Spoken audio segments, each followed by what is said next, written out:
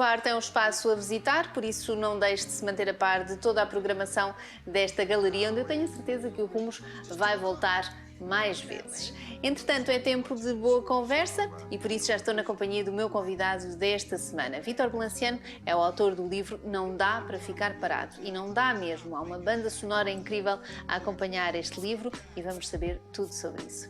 Olá, Vítor. Olá. Obrigada por te juntares ao Rumos. Obrigado, e por nos falar sobre este livro muito interessante. Eu aproveito para dizer que nós estamos a gravar esta nossa conversa na véspera do lançamento da apresentação deste livro e ainda não temos aqui o livro fisicamente, porque ele está a ser ultimado com todos os pormenores.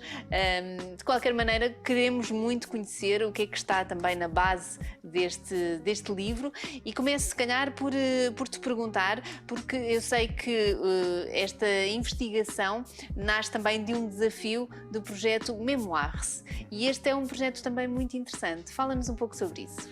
Do projeto Memoires, é um projeto de investigação ligado ao SES, Centro de Estudos Sociais de Coimbra, e que é, na verdade, um projeto europeu, digamos assim, e que tem a ver precisamente com olhar, perspectivar, refletir sobre as gerações afrodescendentes na Europa, nomeadamente os filhos e netos da primeira geração afrodescendente e de que forma é que a sua relação com o espaço público e com as práticas artísticas, de alguma forma, transformou inclusive a própria ideia de Europa que hoje temos e no caso concreto de Portugal, de forma é que esses agentes, neste caso ligados à música, conseguiram ganhar uma nova visibilidade, uma nova representatividade, trazendo uma série de questões novas, uma série de experiências novas que os questionam a si próprios, mas também nos questionam a nós enquanto sociedade. É um bocadinho o livro, é um bocadinho esta ideia dessa relação entre a música e a sociedade e de forma é que a música nos interpela, nos questiona, seja muitas vezes por razões conflituais, seja por trazer novos estímulos, novas potencialidades, novas possibilidades, digamos assim. Eu acho que esta segunda e terceira geração afrodescendente portuguesa das últimas 2 décadas realmente trouxe uma série de coisas novas ao espaço público fascinantes. Sim, sem dúvida. Houve aqui um abrir de portas para novos mundos, para despertar também a curiosidade, para nos convidar a ouvir outras sonoridades, a conhecer outras culturas que se calhar antes não estávamos tão disponíveis para conhecer, não tínhamos tantos estímulos nesse sentido e, de facto, nas últimas 2 décadas a música foi fundamental neste sentido. É um pouco isso que o livro explora e fala-nos também aqui de alguns dos grandes nomes da música afro-portuguesa, como te referes, mas que não é também uma etiqueta estanque, por assim dizer. Nenhuma etiqueta, na verdade, é fiel com a realidade, digamos assim. São apenas aproximações. Quando nós dizemos música lusófona, enfim, música afro-portuguesa. De diferentes contextos, sonoridades, diferentes realidades de cada um destes artistas. Mas são, de facto, grandes nomes da música, ponto. E gostava que me falasse um bocadinho de alguns deles. Referes-te, por exemplo, aos Buraco, Assunção Sistema, a Sara Tavares, a tantos outros nomes que foram fundamentais. Não, há também uma componente de memória, digamos assim, que o livro transporta e que tem a ver com essa primeira geração afrodescendente que passou por Portugal, digamos assim, como a Sara Évora, o Bana, o Bonga, e que hoje em dia, o do Ouro Negro, enfim, toda uma geração pré e pós 25 de Abril que teve uma relação com Portugal, uma relação que nem sempre foi pacífica de alguma forma, até porque alguns deles vieram-se a implantar em termos de carreira em Paris, nomeadamente, como é o caso mais óbvio do César Évora. Ou seja, há sempre essa dimensão que é muitos destes nomes, seja desta primeira geração, seja os mais novos, dos Buraco, Assunção Sistema, agentes da Príncipe Disco, como o DJ Marfox, a Nídia, ou o Batida, por exemplo, o Pedro Coquenão, todos eles, de alguma forma, se afirmam primeiramente mais lá no mercado internacional e só depois é que são reconhecidos aqui, o que é uma ambivalência, uma ambiguidade que é passível de criarmos aqui uma série de extrapolações. Vítor, vamos continuar a falar sobre este livro também, sobre o processo de investigação. Quero saber um bocadinho como é que foi feita esta investigação. Agora é tempo de retomar a conversa com o meu convidado desta semana, jornalista, crítico cultural, Vítor Balanciano. Vítor, falando ainda sobre o processo de investigação para chegarmos a esta obra que agora acabas de nos apresentar, recorreste aqui também ao teu percurso profissional enquanto Sim, claro. crítico musical, ao teu percurso pessoal também, enquanto apreciador desta música afro-portuguesa. Como é que foi este processo de investigação? É como referiste, sim, claro que fui ao meu arquivo, digamos assim, dos últimos 15 a 20 anos, em conversas com, sei lá, agentes como o General Di, os Buraca, conversas que eu tive com os Buraca, enfim, o Batida, enfim, toda essa geração, mas também gerações mais para trás, ou intermédias, como a Sara Tavares, a Aline Frazão, enfim, por aí fora.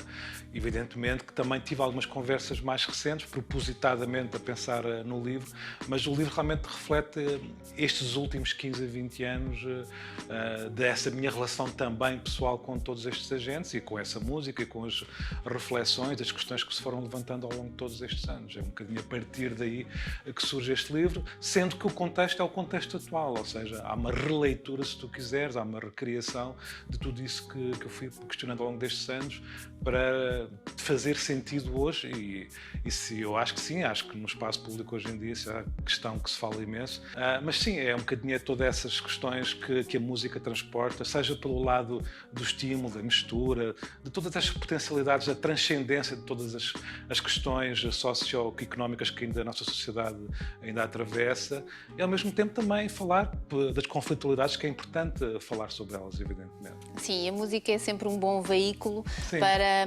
despertar as consciências, para refletirmos um pouco, não é? Para nos convidar a refletir um pouco. E a música tem aí pegando no que estás a dizer, uma característica interessante que é muitas vezes não levamos a sério, ou seja, achamos que música é apenas entretenimento, que é qualquer coisa que se ouve lá em casa em som de fundo e, portanto, não lhe atribuímos importância. E, paradoxalmente, é esse não atribuído importância que acaba por nos identificar com ela. Isso acontece, nota-se imenso, por exemplo, quando morre algum músico que foi relevante no nosso percurso de vida, de repente damos para nós a pensar, não ligava assim tanto quanto isso a esta figura, de repente morreu e começo a perceber que a música dele sempre esteve presente na minha vida. Pronto, e evidentemente vocês aqui no vosso canal têm falado sobre isso, tenho quase a certeza, que é a recuperação que foi instalada nos últimos anos, há uma série de figuras que estavam um bocadinho esquecidas, como o Bonga, enfim, sim, o Bana, e que acabaram por o Douro Negro, enfim, todas essas revitalizar-se. figuras, o Valdemar Bastos, que infelizmente morreu este ano. Verdade, uma grande perda mesmo. Portanto, há uma série de atores, digamos assim, que não é que tivessem esquecidos, claro que não estavam esquecidos, mas nem sempre nenhuma presença habitual no espaço público e de repente nos últimos tempos ganharam uma nova visibilidade e acho que tem a ver precisamente com estas novas gerações que os foram resgatar a esse semi-esquecimento. Sim, no fundo temos, por exemplo, o Dino de Santiago fez uma viagem pessoal muito importante de autodescoberta e descoberta também das suas raízes, das suas origens e através da sua música mostrou-nos muito da cultura cabo-verdiana que não conhecíamos tão a fundo. Valorizou bastante aqui o crioulo, que acabou por se tornar uma língua muito mais presente, não só na música, mas também no nosso dia-a-dia. E, de facto, este papel de recuperação das tradições é muito importante e, através da música, tem sido feito de uma forma sublime. Sim, eu concordo perfeitamente. Acho que nomeaste o caso do Dino, mas há outros casos, evidentemente. Sim, sem dúvida. Estou-me a lembrar deste ano o Tristan, que é enfim, tem pouco mais de 20 anos, e é alguém que precisamente consegue conciliar esses dois universos, entre o local e o global, a música que de alguma forma respira uma imagética africana, mas ao mesmo tempo, na verdade, é a música de Ney Martins, que é o local onde ele vive, mas também a música de Lisboa, enfim, há uma série de referências que ele consegue conciliar de uma forma bastante saudável e estimulante. Falas sobre uma letra do DJ Malboro no teu livro, sobre um excerto de uma letra do baile funk que acaba por ser também um reflexo daquilo que tem acontecido ao longo das últimas décadas. Sim, esse excerto, enfim, é um bocadinho também a decifração do título do próprio livro. Enfim, esse excerto da letra diz basicamente é música de preto, de favelado, Portanto, música de pobre, enfim, de quem vive em condições miseráveis, mas quando ela toca ninguém fica parado. Portanto, é um bocadinho esta ideia que, independentemente dos nossos preconceitos, enfim, do nosso olhar duvidoso perante uma música que vem de um sítio enfim, que algumas pessoas eventualmente não se conseguem relacionar de uma forma benigna, mas quando a música toca, de repente parece que tudo isso desaparece.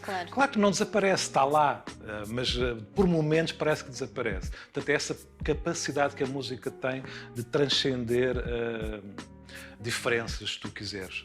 Mas pronto, o título do livro tem um bocadinho a ver com essa ideia. Pronto, de repente a música, essa dimensão rítmica, física da música, realmente tem essa capacidade de juntar as pessoas. Mas ao mesmo tempo, não dá para estar parado, também tem a ver com a urgência sociopolítica do momento atual, de realmente tomarmos posições perante questões de racismo, questões que ainda continuam por resolver na nossa sociedade. O livro também fala, evidentemente, disso. Muito bem, Vítor, muito obrigada por nos apresentares este livro, que corra tudo muito bem e que, de facto, continuemos a ouvir muito boa música. Obrigado. Até breve. Até breve.